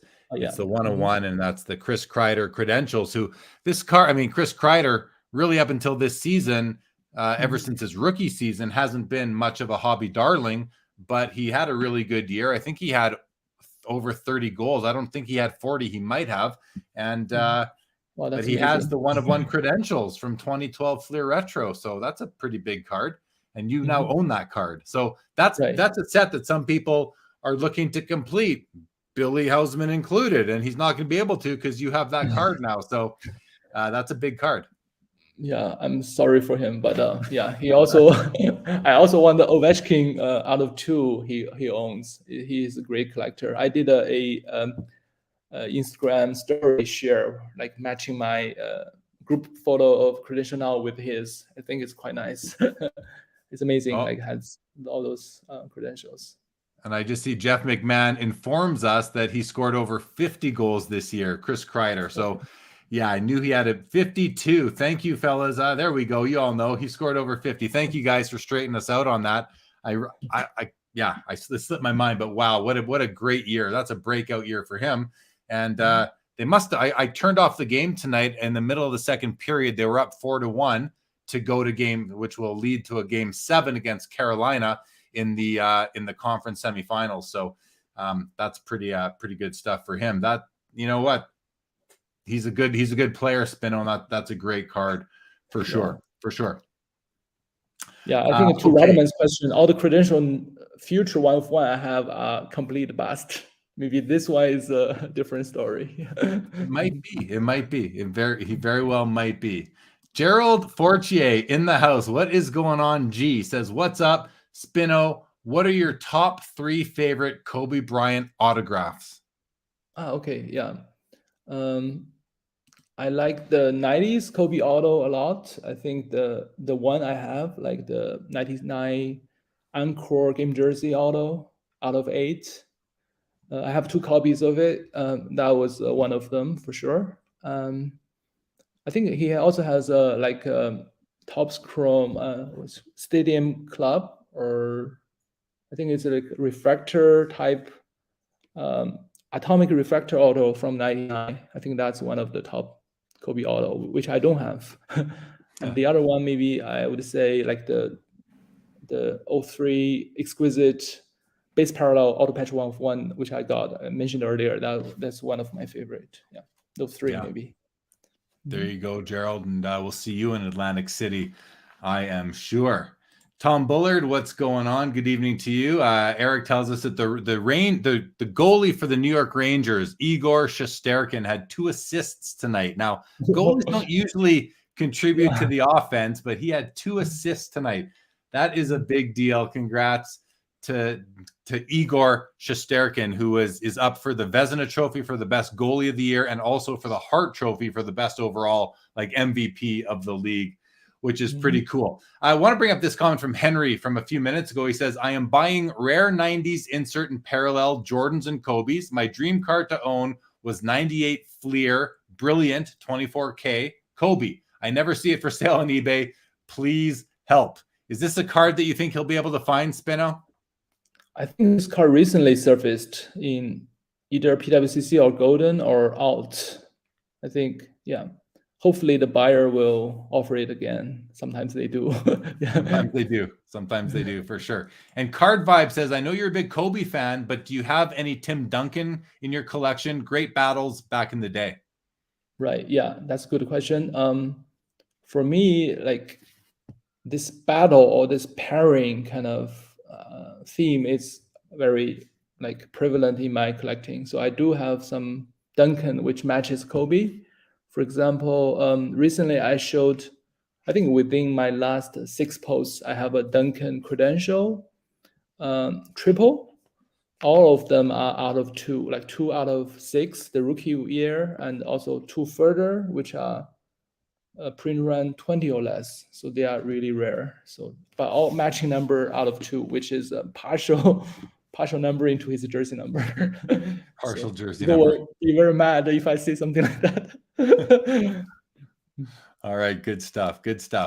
Yeah, Duncan's a player who he gets some hobby love, but I think he probably deserves more. He shows up on so many people's top 10 lists of all timers, and even some top 5s. I see it. So he's somebody who, but it might be the market he played in or something to do with his personality. I'm not exactly sure, but good player nonetheless, of course. I'm going to take a minute, actually, guys, and just, if you weren't here at the beginning, there's going to be no show, no Sports Cards Live next Saturday. I'm going to be in Toronto at the Sport Card Expo, and I'm just going to enjoy myself on Saturday night. And not that I don't enjoy myself here, I certainly do, but I'm not going to do a show. But I am doing a special show on Tuesday, this coming Tuesday, May the 31st at 9 o'clock Eastern. And this is actually going to be episode number 1 of a 5-episode series where I'm going to be working on this, or revealing Tag Grading, Technical Authentication and Grading Company. So some people might say another grading company. Well, yes, but this is the truest automated grading system that the hobby has. And so we're going to do episode number 1 on Tuesday. Meet the founder. His name is Steve Cass, and he will be joining me on Tuesday to talk about his history, the history of the company, what they've been working on for literally 10 years to develop the software, the equipment that they use to automate grading, meaning that they don't employ card graders. It's all done automatically. Episode number 1 is going to be on Tuesday, May the 31st. Just let me look at my notes here quick. Episode number 2, a week later, the Tuesday after the expo, June the 7th. We're going to be looking at the differentiators, including their grading scale, their slab, which it really did blow my mind when I saw it. Episode 3 on Saturday, June 11th, we're going to look at their digital image and grading report, their order management system, their POP report. In the 4th episode, Saturday, June the 18th, we'll see a demo of their automated grading system. It's going to be really cool, really cool. Episode number 5 will be June the 25th. We'll discuss their vision for the future of grading and their go-forward plans. And like I said before, it's going to be unlike anything that we've ever seen before in the hobby as far as grading goes. I do suspect that this is going to be the disruptor that the hobby has been waiting for when it does come to grading. So again, tune in Tuesday, 9 o'clock Eastern with me here. And we're going to meet Steve Cass, who's the founder of this company. And this is not something that just came up overnight. They've been working on this behind the scenes for 10 years. So really cool stuff. Okay, sorry, I just wanted to get that out of the way because we have a lot of people watching right now and people come in and out, Spino. But I'm really excited to be hosting Steve, and we're going to meet his whole management team and the development team and everything. So you talk about transparency in the industry or the lack thereof. And these guys are aiming to turn that around. So yeah, join me. It's gonna be mind blowing. I'll tell you that right now. Okay, let's keep on. Glenn Scribner, here's a question, Spino. I'd like your opinion on this as well because you show nice cards on Instagram all the time. It says, do you recommend I put up all my The Cup RPA rookie cards like McDavid, etc. on Instagram, or would I get too many buyers messaging me? So listen, I mean, I know what he's talking about here, Spino. I know Glenn from Facebook. He's got a crazy collection. But why don't you explain what happens when you show absolute, like, I don't want to say grails, but they're basically, we use that term loosely now, but grails and, super tough to find high-end cards of the best players in their respective sports. What happens when you put those up on Instagram? Do you get bombarded? Because I have a reputation of not selling much, so not many people try to approach me to buy. But for the ones that do reach out, I make a new friend, I would say. Yeah. So, but I would imagine, like, if you put, I think the very first time you put a card on that hasn't been posted before, I think you get a lot of interest, a lot of likes, a lot of comments, DMs, for sure. But if you post it again, then, I mean, even for me, for example, Kobe Green, I posted a few times. The later times it's not as exciting for those guys as the first time. Yeah. Yeah. I mean, and my response to you, Glenn, is that it's kind of a double-edged sword. On the one hand, I'm like, yeah, come on to Instagram. It's a lot, for the most part, it's a lot of fun. It's a great way to consume hobby content and just scroll and look at cards and make comments and post some cards and interact. And if nothing else, you'll show some big cards. some people might offer you cards that you're looking for. That's another thing that can happen. It can go that way as well. And that could, you could find cards you never thought you'd find before. That does happen regularly on Instagram. But, you know, people message. You can also just put not for sale, not for trade. Do not contact me. I will not move this card unless you want to pay me, you know, a ridiculous price. But I'd say come on there. And, you know, hey, you can just manage those messages as you would want to. DR has a question, Spino. Do you have any thoughts on the growth of the WNBA card market over the past few years and moving forward too? Right. Yeah, I collect a little bit, like Sabrina, like the Kobe's protege, right? The card Prism Gold a little bit, but I haven't paid too much attention to it. But her cards is so crazy, like the rookie Prism Gold. Yeah, it's very, very high selling. So I would say for certain guys, like well-established guys, maybe girls, they will, yeah, definitely have a good market there for sure. Yeah. Yeah. And you know what, I'll add to that and say that this hobby is growing, and it's growing into, you know, demographically as well. There are more women in this hobby than really ever before, as far as I've seen. And and I've talked to many of them who are collecting female athletes. So, I mean, I think they still need the male purchasers as well, the male collectors, to really make sure that WNBA cards can last and have enduring value. But let's not underestimate how many women are in the hobby right now. And, you know, I think it kind of makes sense that a lot of them are focusing or collecting, you know, male athletes, but a lot of them I've talked to are collecting some female athletes too. So the WNBA, I mean, those are some amazing athletes in that league. So it wouldn't surprise me to see that brand continue. And as far as long-term value, time will tell. I'm not going to make any guesses on that. Lee Haskins says, I'm going to the National in July in Atlantic City. I don't know all the great collectors' faces. Maybe I'll just hang out around Jeremy's table, assume they will come to him. Well, I don't know that. Number one, I don't know that I'm going to have a table. And number two, you know, Lee, I would say to you, if you see me, definitely if you see me wherever, just flag me down, say hello, introduce yourself. And, you know, I'll introduce you to all the collectors around at that time. And, hopefully you can grow your network there. It should be pretty easy. I mean, we're the in person, the hobby is a wonderful thing. In person, people are very friendly, a lot friendlier than they are when they're behind their keyboards and their screen. In person, it's a wonderful thing, the hobby. Tan TK, is Steph Curry overrated? Is it better to unload his cards now? I'm not going to answer that. I'm not going to give you that sort of financial advice, Tan. Spino, do you have any response to that? Yeah, I think their team is stacked, and they always organically grow players. I think if he can win like 1 or 2 more rings, it's at a different category. Yeah, I would try to keep them, keep the cards for now, maybe. And also, just immediately after they won the ring, and the market needs some time to catch up. So you would think like to sell right after the ring is a good idea, but maybe not. Just keep a little bit longer. And yeah, I think he's approaching to the LeBron level, and also he changed the game and so on. So I think a lot of investors are on him. So there are strong hands supporting the market. So it's looking up, definitely. I have not much Curry cards, so it's very unbiased opinion. I don't have any Steph Curry cards, and I would love to have even just one in my collection. So maybe one of these months. I think it was a good thing I didn't buy it at the end of last year, kind of right around that 3-point record, especially leading up to it. But something that I'd like to add to my collection in due course, I'll say in due course.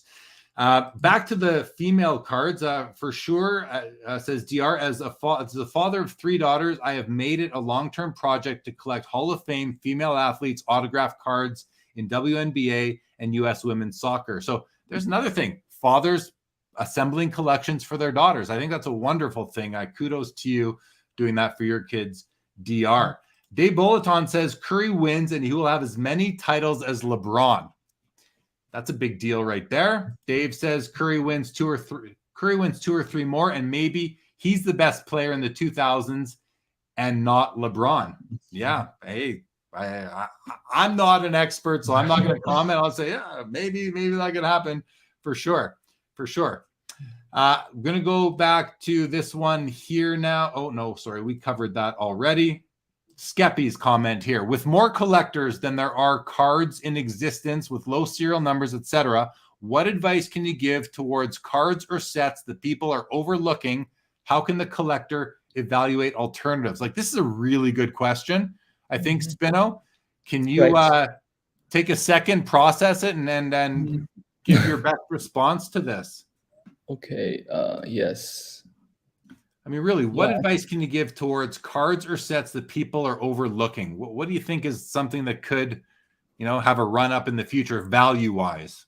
Yeah, I think the easiest way is to find the historical significance, right? The first ever this notion, that notion. I think those tend to be overlooked because it requires some research and knowledge, right? I think one way to do research is to use the Beckett, the website or the app, where you can, they have very good checklist, right? You put some keywords like, for example, Kobe autograph or auto patch, something like that, and it will give you like entire list. And then you can just go through the list and can know which one is the first or how many there are. I think you can find rarity within that, like a certain notion, right? And that will definitely has value because people don't realize that and they don't search that often. And also, a natural way is like, for example, a particular product is very popular. Usually the first year of certain things, right? Like first exquisite or first credential, for example, but then the year after or a different sports, but the best player in that sports tend to be lagging behind a little bit. Maybe you can get it. For example, I got the Ovechkin PMG Green, which is the hockey first, right? And I got that fairly cheap back then because I was chasing the basketball version, which started to go up. And then I looked around and find other sports, and they are like sell peanuts. So I got some of them, and now they are like sell as hot as the basketball, I would say. Yeah. So that's. I think that's a good use analogy and some connection and do some research. I think there are some opportunity for sure. I think that's a great answer. And the reason I can say that is because that's what happened to me, Spino. When I started, I was an auto patch guy and a vintage like rookie card guy and some non-rookie cards as well. And then I was exposed to the rare inserts of the 90s, the second half of the 90s. And I started with basketball in about 2017, I would say. And it opened up a whole new world to me. It also made it, kind of one way or another, it led me down the path to discovering the rare hockey inserts. So here I am collecting late 90s rare inserts of Michael Jordan and Shaquille O'Neal. And then I realized, well, wait a sec. I've seen cards that look like this that came out of Fleer Retro Hockey and Fleer EX in 2008 and Retro in 2012 and Showcase in 13, 14, 15, 16. And I was like, wait, these cards, nobody's collecting these cards. They're so cheap. I'm gonna load up on these because they're so cool. And I saw the potential future value. So the funny thing is that, yes, you buy these cards, you get in ahead of the curve, and then they go up in value, sometimes beyond your wildest expectations. But as a collector, it's like, well, great. But I'm still not going to sell them because I want to own them. I don't, so it's nice that they've gone up in value, but really it just means I can buy fewer of them now because they've gotten more expensive. So it's also a double-edged sword. Listen, I'm not complaining about having cards that went up in value, but I haven't been able to buy as many. 2 weeks ago when PC Sports Cards sold you your Kreider and they had up that whole run of 2012 Fleer Retro inserts, I had my eyes. I thought I was going to spend a ton of money. I could only buy one card for like $350. I was planning on spending a lot more money. I couldn't win. I was outbid on everything. So these cards are so much more expensive now. So the point being to Skeppy's question is, what I did is I looked at what was going on in other sports, and then I applied it to the sport that I was collecting the most, and it worked out. Now I find myself there's one insert card, and it's from, I think it's from a Fleer metal set in 1990. I'm not sure. I'm going to share it with you guys. I'm going to show if I can find. I was watching some on my watch list. If I can find one in my ended listings here while I'm rambling to scroll until I find it, I'll show you what the card is. It's not showing up here. I wonder if anyone out there knows what this card is that I'm referring to. It's an acetate card. There's two versions. There's the yellow or green and the orange. And they're called, I can't remember what they're called right now, but they're in football. I think they might only be in football. Anyway, I know this is a terrible story because I can't even tell you what the card is. Did I bid? I did. Hold on. I bid on this one card last night. Actually, I did not win it. So let me look at my bids, and this should bring up the card and I can share it with you guys. It's not coming up. Didn't win. Go to didn't win. Here we go. 1999 EX Century Bright Lights. So look at this card. It's from 1999.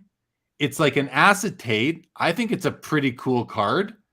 This is a Barry Sanders. This sold for $42. I didn't even win it because I'm just learning about it. But you know, there's buy it nows on eBay for $40-50. But like, this is a beautiful card.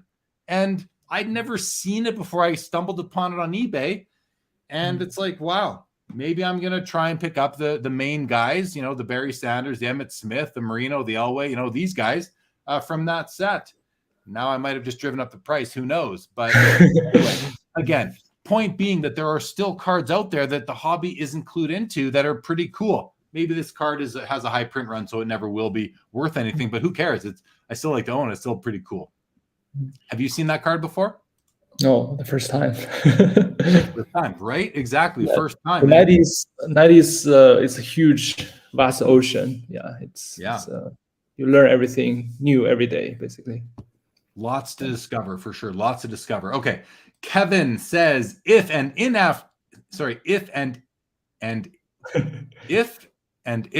Avs win, does McKinnon finally get that bump like to Matthews prices in PSA 10? Yeah, I think he does, Kevin. I think McKinnon is as good as he is. I think he's undervalued in the hobby, just from my perspective, my perception of it all. Lee says, my favorite women's cards are the two Mia Hamm Sports Illustrated cards and PSA 9 PC cards for sure. Very good. And Jim throws out the evergreen, well, the opposite of evergreen comment, but let's go to it because this is interesting. We'll put this one to you, Spino.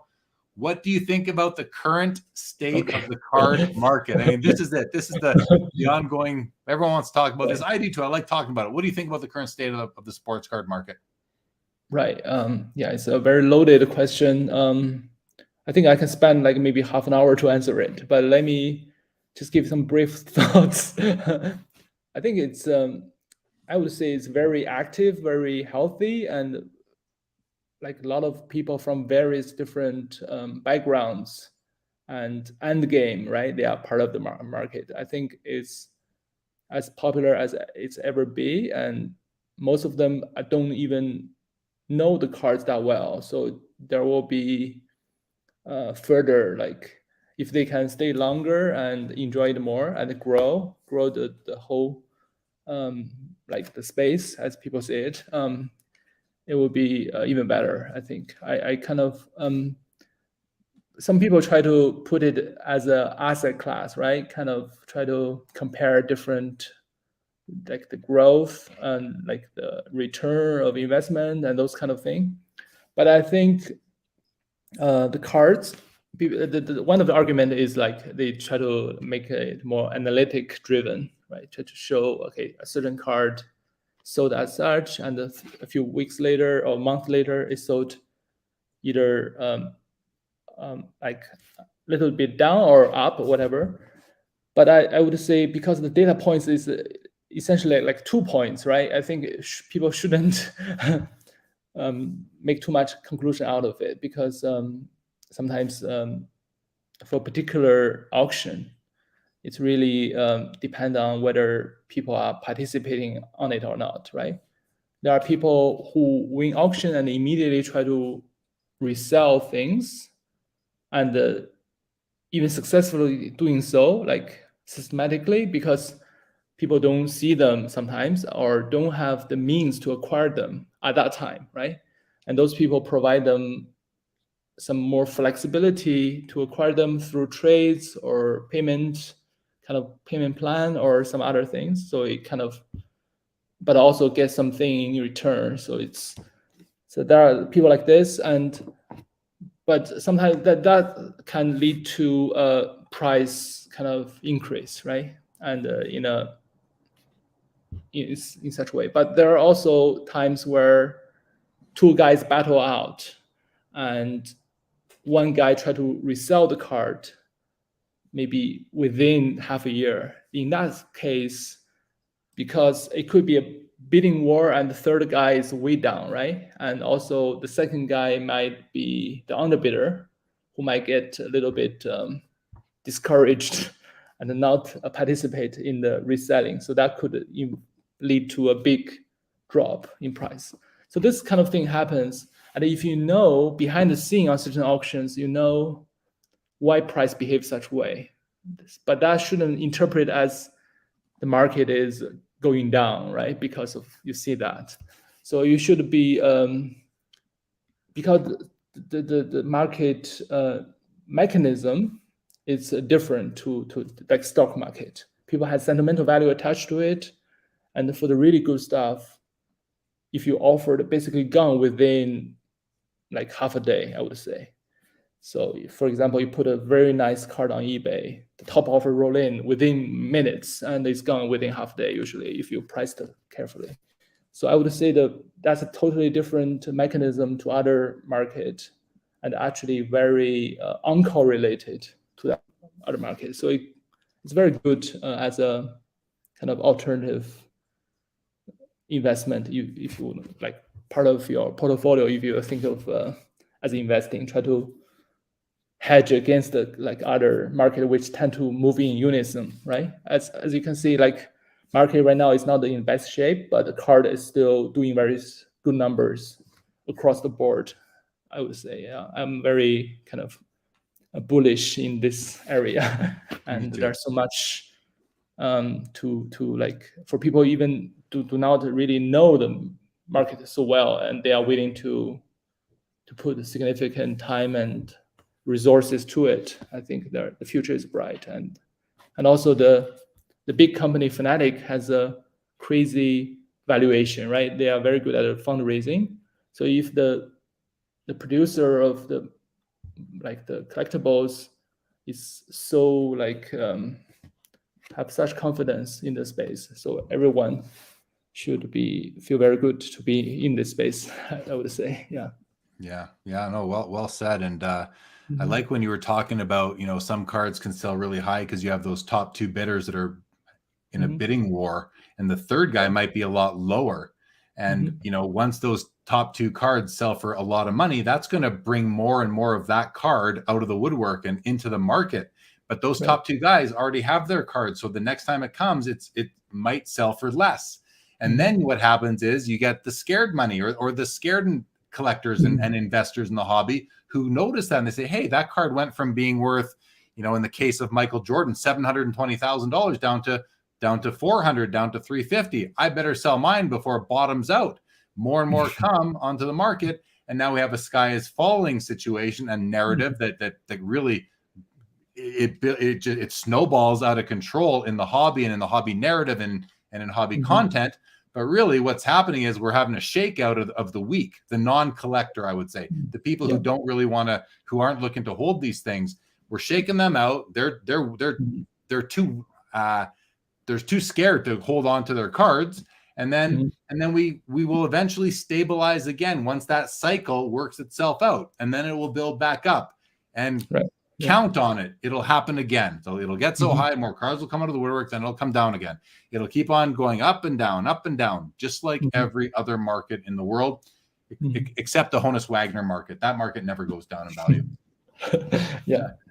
And so, neither do some of the best cards never do. But I think you get my point with that. But Good question, Jim. On one of the most common questions in the hobby right now is what are your thoughts on the state of the market? But thanks for that. Let's see. Lee Haskin says, I think the very modern state of the market is in trouble. I think the low print vintage will fall some, but long term will be the best part of the hobby.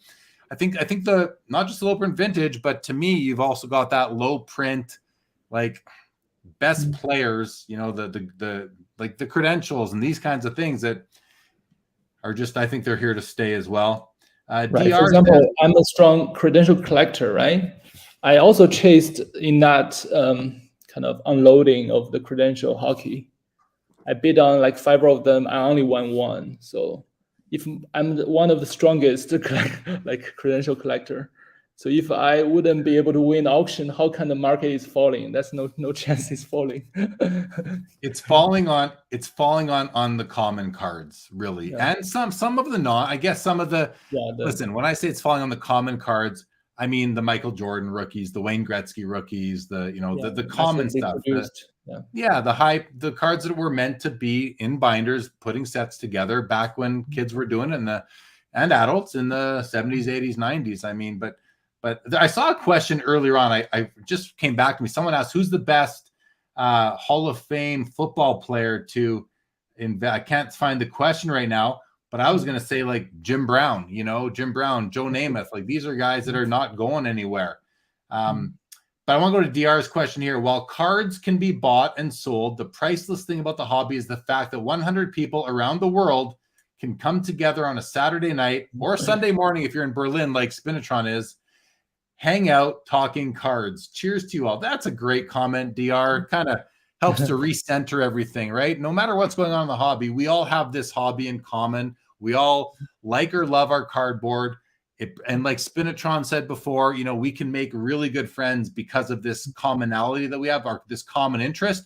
We can also make some pretty good enemies, I think, or adversaries in the hobby. We're seeing more and more of that lately, but that's what's going on in an excitable market, and that's what we have right now. Oh, there it is. There's Tan's question right there. What NFL Hall of Fame rookie would be best to invest in?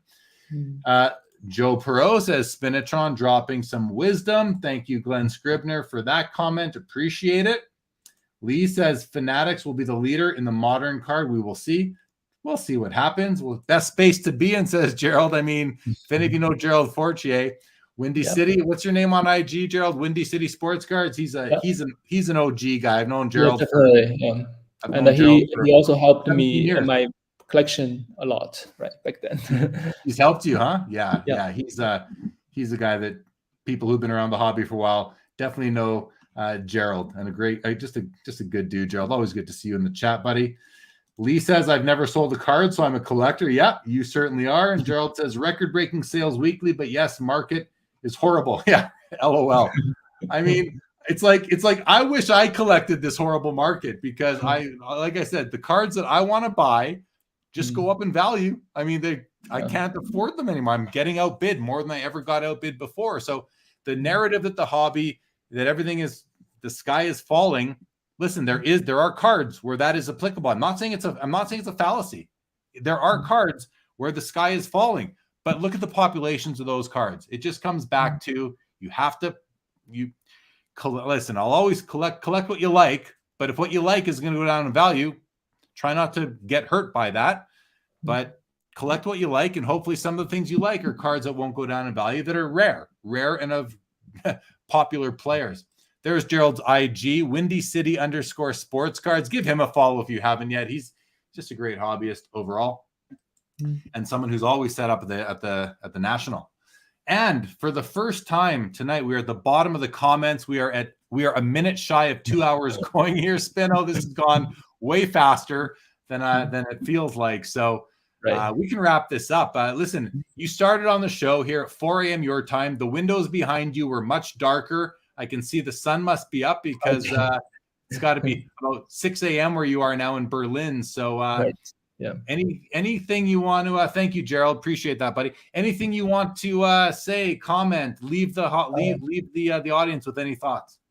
Okay, but there's a comment about how did you get Hill and Mercer 1-of-1? Like right there. Yeah, maybe, go ahead. Yeah, maybe because just maybe give a quick story around those.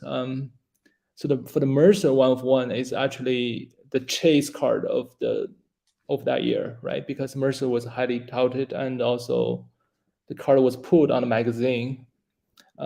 It was published in a Beck magazine, if you can find it, I think 98. So I know the name of the store. I try to locate this guy. I try to even think about go to the yellow page and they send him a mail or something. But then one day I just fresh eBay and the card came right up, like just the second. I didn't. So I checked the location. It's the same location. I just immediately buy it now. It was like 15K for the Mercer back in like 2013 or something. Yeah. So I was crazy buy because you could buy like LeBron rookie patch auto for that price or some top exquisite. But I never regret it because I think it's one of the big moments of my hobby, I think. Yeah. And then through some private discussion, I further established the provenance because the name he mentioned is all the same names and the same location. I think the shop owner's wife was selling the card. And for the Hill, it's kind of, I use some creativity because I never heard of Hill anywhere, right? On the forums, internet search. And then I think from one of the collectors forum, someone mentioned he has the Hill 1 of 1, and I reached out to him and he showed me how his card, but there's no such card. I think maybe it's one of the ploy to get eyes to him. I don't know. And then I just did a Photoshop to turn the credential future into now, like looking, and put it as ads on Facebook and Instagram. Try to search for it a little bit. I think people might remember like several years back, and it didn't work out immediately. But I think when I did a transaction with the owner and a previous owner, and he told me his friend saw ads on social media, like people are looking for this card. That led to him to kind of log on the forum and had some discussion. And he is a big collector, but I convinced him to sell because I have the entire kind of set. I almost accept that card, sense that card. So that was always a risky move, right? You show the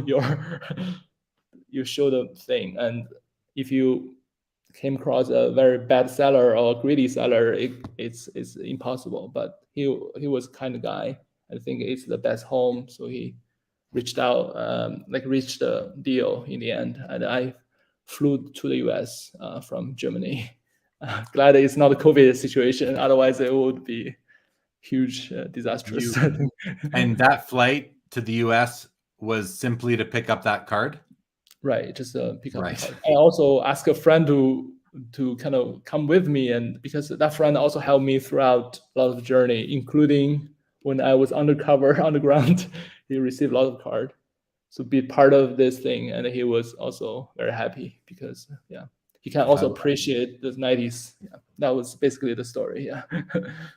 I love that you will get on a plane, travel across the world to pick up a basketball card. That is just awesome. Great story. Great. Okay, we'll do a couple more comments here and then we'll start to wrap up. Linda says, when did Dr. Evil become a hobbyist?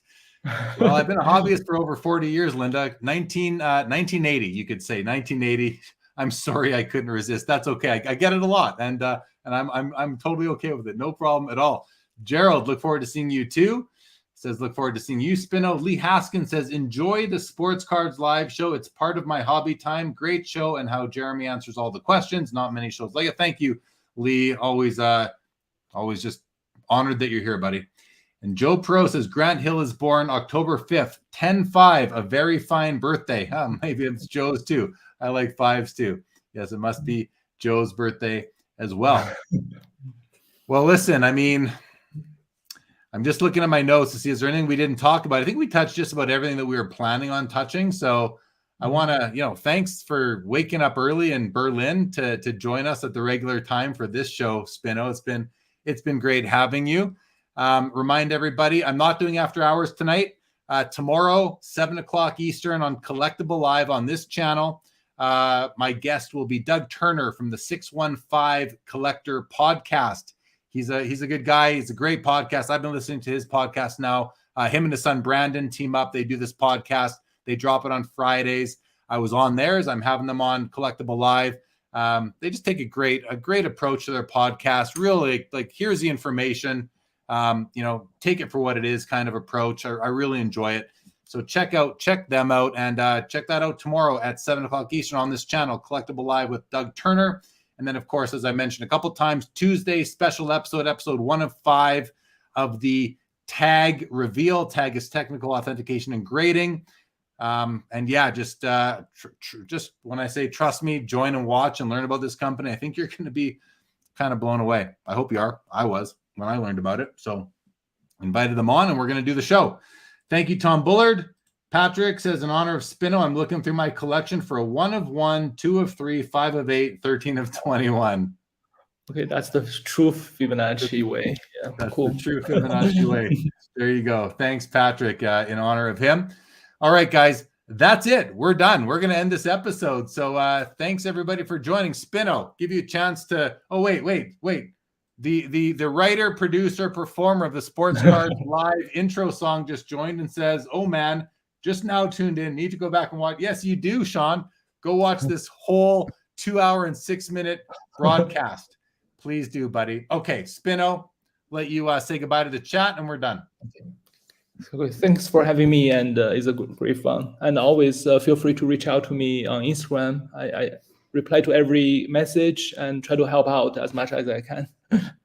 Okay, thank you, Spino. And one last reminder, everybody, check out pristineauction.com. If you use registration code SCL, you're going to save $10 off your first order on their website. pristineauction.com, registration code SCL. That's it, guys. Have a great rest of your night. We'll see you tomorrow on Collectible Live. We'll see you Tuesday back here for a special episode with Steve Cass, the founder of Tag. That's it. See you later. Thanks, everybody, for